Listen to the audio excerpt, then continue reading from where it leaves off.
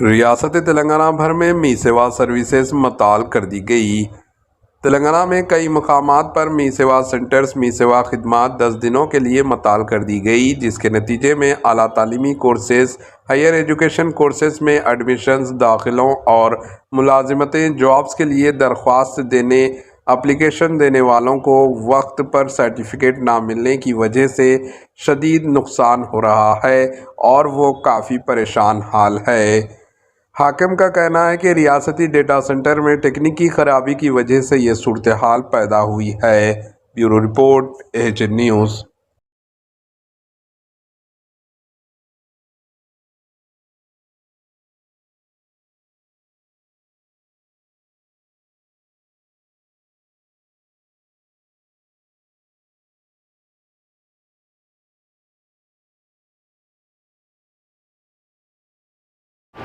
AHN news کو like کریں، share کریں اور سبسکرائب کرنا نہ بھولیں۔